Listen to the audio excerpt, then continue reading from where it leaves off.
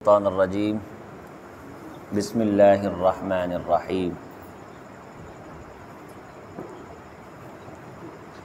وداود وسلیمان اذ یحکمان فی الحرث اذ نفشت فیہ غنم القوم وکننا لحکمہم شاہدین۔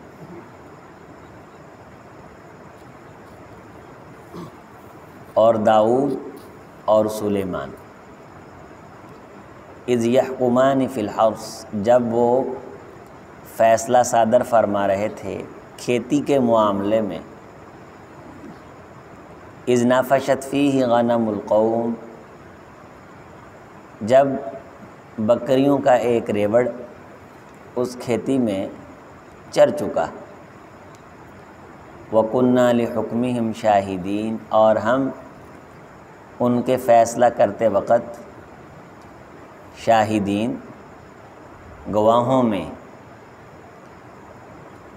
جو اس وقت اس کو آبزرو کر رہے تھے، اسے دیکھ رہے تھے، گواہ تھے، وہ ہم تھے۔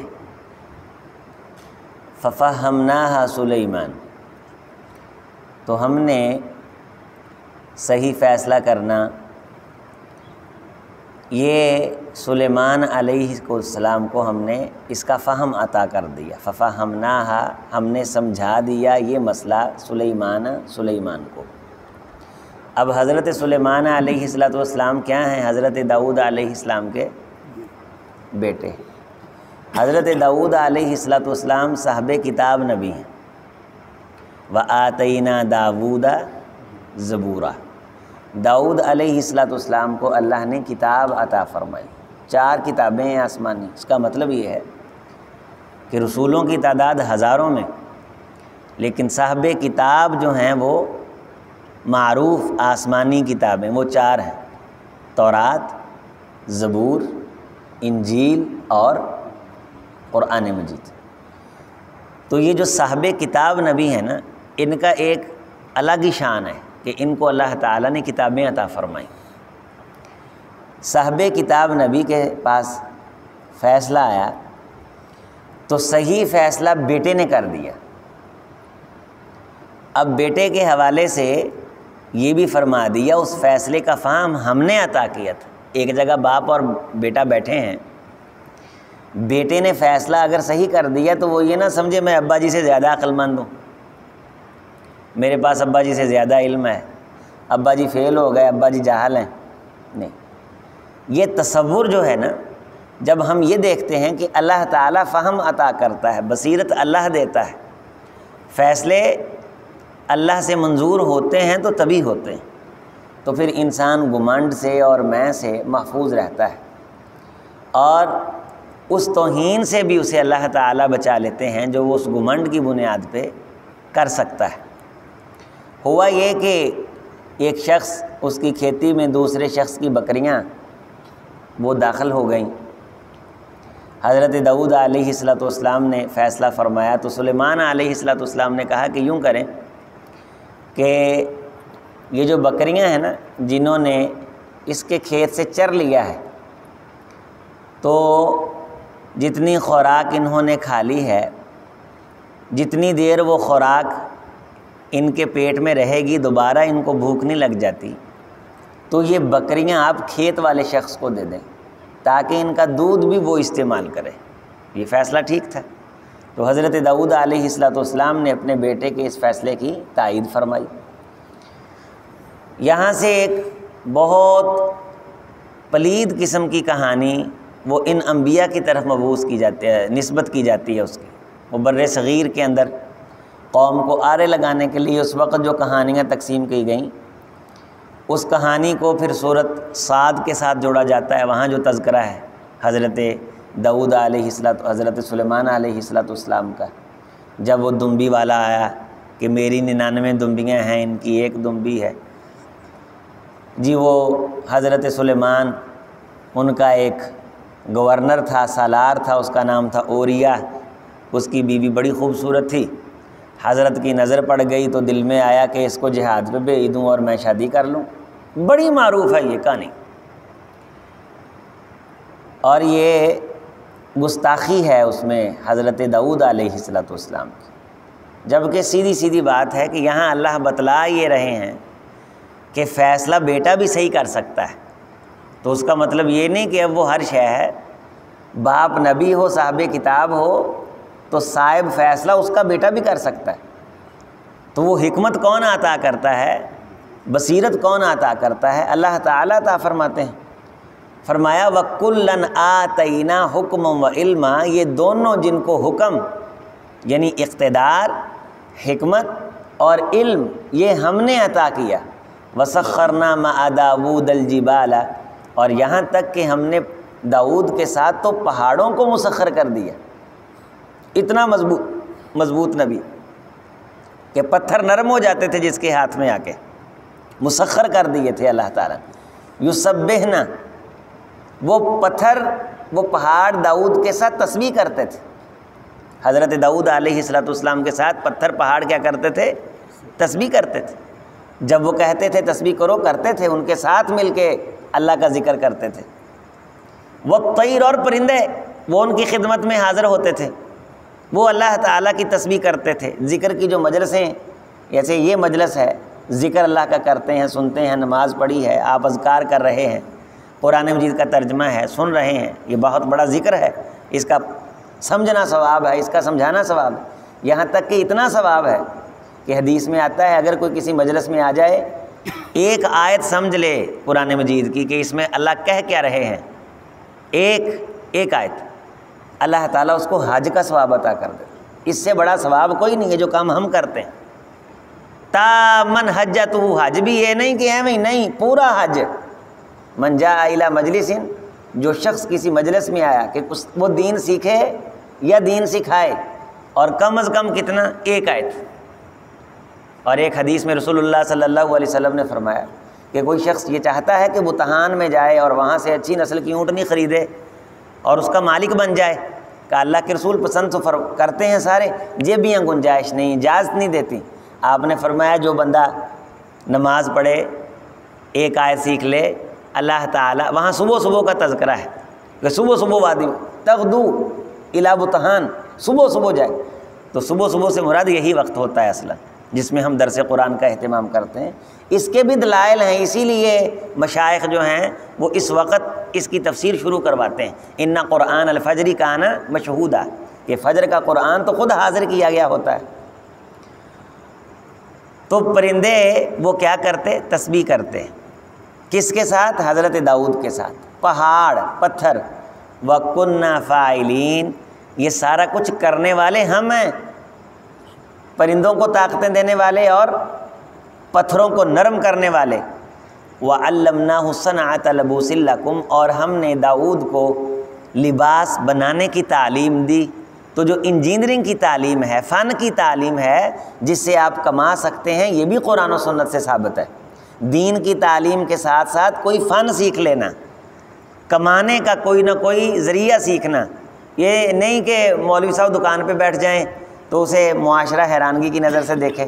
ضروری بھی نہیں ہے کہ اسے اللہ بڑی دکان دے، وہ چھوٹا موٹا کر لے، جیسا بھی اس کو ہو سکتا ہے۔ ہمارے ہاں پڑھا لکھا طبقہ اسی لیے یہاں اس طرف کام کیتے ہیں، وہ تو ایم اے کیتا ہے بھانڈیاں دکان پا لئیے، ایم اے کیتے بھانڈیاں دکان نہیں پائی، ہوں ایم اے کیتے رکشے چلاؤ ڈے نے۔ تو اگر وہ نہ بھی رکشہ چلائے گا تو کیا کرے گا؟ ایم اے کروائے گا، کس لیے؟ تنخواہ لینے کے لیے۔ اور جو ایم اے کر رہا ہے وہ کیوں کر رہا ہے؟ کہ وہ بھی ایم اے کروائے گا، کس کے لیے؟ چکر تو وہی ہے۔ تو اس لیے ایک باوقار شخص محنت کے اندر کسی قسم کی آر محسوس نہیں کرتا کہ میری شان میں فرق آ جائے گا۔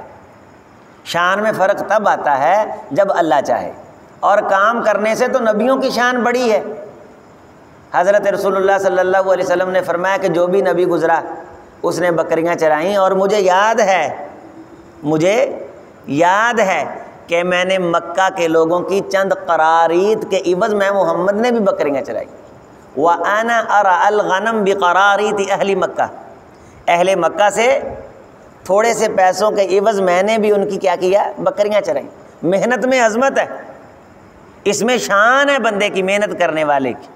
تو حضرت داؤد وہ جنگ کے لباس تیار کرتے تھے، اپنے ہاتھ سے زریں بناتے تھے، اور پھر وہ زریں قوم کے کام آتی تھیں، اس سے پھر کاروبار بھی چلتا تھا۔ یہ پوری ایک صنعت تھی، پورا ایک کارخانہ تھا جنگی لباسوں کا، جسے لیڈ حضرت داؤد علیہ السلام کرتے تھے۔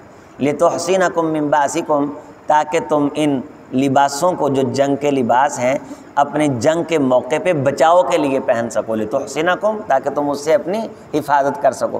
فَهَلْ أَنْتُمْ شَاكِرُونَ، کیا تم شکر کرتے ہو؟ تھوڑی سی اس بات پہ غور فرمائیں۔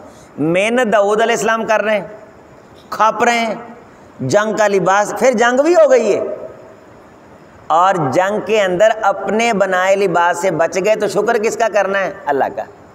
دکان ہماری، پیسہ ہمارا، محنت ہماری، نفع بھی ہمیں مل گیا ہماری محنت سے، تو شکر کس کا؟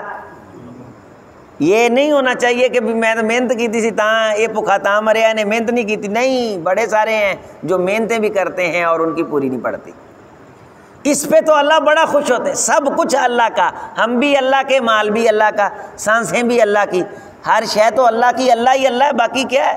کل من علیہا فان ویبقی وجہ ربک ذو الجلال والاکرام، ہر شے فنا ہو جانے والی ہے، ایک اللہ وحدہ لا شریک، باقی بس ہر شے، کل شیء ہالک الا وجہہ، ہر شے ختم ہے۔ ولی سلیمان الریح عاصفۃ تجری بامری، اور سلیمان، سبحان اللہ، کیا معجزات ہیں، کیا شان ہے، ہوائیں اس کے تابع کر دیں، اس کے حکم سے چلتی، الی الارض التی بارکنا فیہا، اس زمین کی طرف جس زمین میں ہم نے برکتیں عطا کی ہیں، وَكُنَّا بِكُلِّ شَيْءٍ عَالِمِينَ، اور ہم ہیں ہر چیز کے جاننے والے۔ ہوائیں ان میں اقتدار دے دیا، کس کو؟ حضرت سلیمان علیہ السلام کو۔ اللہ اپنے بندوں کو اس طرح کے اختیارات محدود حد تک دیتا ہے، اور وہ نبی ہوتے ہیں، معجزات کی شکل میں آپ اسے کہہ سکتے ہیں۔ اور دوسرا حضرت سلیمان علیہ السلام کی یہ دعا ہے کہ وَمَا يَنبَغِي وَمُلْكًا لَا يَنبَغِي لِأَحَدٍ مِّن بَعْدِي، اللہ مجھے ایسی بادشاہی عطا کر دے کہ جو کسی اور کو نہ ملے پھر دوبارہ۔ تو رسول اللہ صلی اللہ علیہ وسلم سے پوچھا گیا کہ آپ ابد نبی بننا چاہتے ہیں یا بادشاہ نبی بننا چاہتے ہیں؟ دونوں پیشکش ہوئی۔ تو آپ علیہ السلام نے فرمایا میں نے جبریل کی طرف دیکھا تو انہوں نے مجھے مشورہ دیا ہاتھ کے اشارے کے ساتھ، تو مجھے سمجھ آ گیا کہ ابد نبی اللہ کو زیادہ پسند ہے۔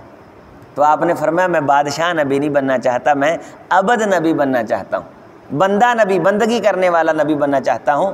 یعنی اس میں ابد میں اور بادشاہ میں فرق یہ ہوتا ہے کہ اللہ اس کو اقتدار دے دیتے ہیں، اس کے پاس اختیار ہوتا ہے، سلطہ ہوتا ہے، طاقت ہوتی ہے، اور وہ کوڑے چھانٹے لگاتا ہے، سزا دیتا ہے۔ یہاں جنوں کو سزائیں ملتی تھی سلیمان علیہ السلام کے دور میں، بڑے بڑے دیو ہیکل وہ قید کر دیے جاتے تھے، اور ابد نبی وہ بازاروں کے اندر تکلیفیں اٹھاتا ہے، وہ معاشرے کی ہر کڑوی کسیلی سہتا ہے، وہ ایک فطری محنت کے ذریعے سے اللہ کے کرم کے ساتھ معاشرے کے اندر اپروو ہوتا ہے، اور وہ ان مشکلات کا بتدریج مقابلہ کرتا ہے۔ تو فرمایا کہ وَمِنَ الشَّيَاطِينِ مَن يَغُوصُونَ لَهُ، بڑے بڑے شیطان ہم نے سلیمان کے تابع کیے، وہ اس کے کہنے پہ غوطے لگاتے تھے۔ غوطے لگا کے کیا کرتے تھے؟ وہاں سے جو چاہتے تھے پیغمبر نکلواتے تھے، پتھر نکالتے تھے، معدنیات نکالتے تھے، اور وہ جناب علی وہاں سے زیورات نکالتے تھے۔ وَيَعْمَلُونَ عَمَلًا دُونَ ذَلِكَ، اور وہ ایسے عمل کرتے تھے، کیسے کام کرتے تھے جو ان کے علاوہ بھی کام ہوتے تھے، جیسے مسجد اقصیٰ کی تعمیر ہے، اس کے اندر پتھر اور پہاڑ، وہ پورا سورۃ سبا کے اندر تفصیلی تذکرہ ہے۔ وَكُنَّا لَهُمْ حَافِظِينَ، اور ان کی نگرانی ہم ہی کرتے تھے۔ تو یہ جتنی پاوریں ہیں یہ ساری اللہ تعالیٰ کی نگرانی سے کام کر رہی ہیں۔ اگر بندہ اللہ تعالیٰ کی حفاظت میں آ جائے، اللہ تعالیٰ کی نگرانی میں آ جائے، تو یہ چیزیں انسان کا نقصان نہیں کر سکتی۔ اس لیے 100 مرتبہ جو کہا گیا ہے، رسول اللہ صلی اللہ علیہ وسلم نے فرمایا کہ جو بندہ صبح و شام 100 مرتبہ لا الہ الا اللہ وحدہ لا شریک لہ لہ الملک ولہ الحمد وہو علی کل شیء قدیر، صبح و شام 100 مرتبہ پڑھ لے تو اجر تو بہت زیادہ ہے، نیکیاں، درجے، بلندیاں۔ لیکن اس کے آخر میں یہ ہے وَأُمِنَ مِنَ الشَّيْطَانِ، وہ بندہ اس دن شیطانوں سے بالکل محفوظ کر دیا جاتا ہے۔ تو پورے جن ان سب سے اس دعا کو پڑھنے سے محفوظ ہو جاتا ہے، کوئی کسی کا نقصان نہیں کر سکتا۔ اللہ تعالیٰ جب چاہے تو تب نقصان ہوتا ہے، اور اس سے بھی اب بندے دعا مانگتے ہیں تو اللہ تعالیٰ اپنی طرف سے حفاظتیں نازل کرتا ہے۔ اللہم احفظنا من بین ایدینا ومن خلفنا، اللہ ہمارے دائیں سے، بائیں سے، آگے سے، پیچھے سے ہماری حفاظت فرمائے۔ سبحان ربک رب العزت عما یصفون وسلام علی المرسلین والحمد للہ۔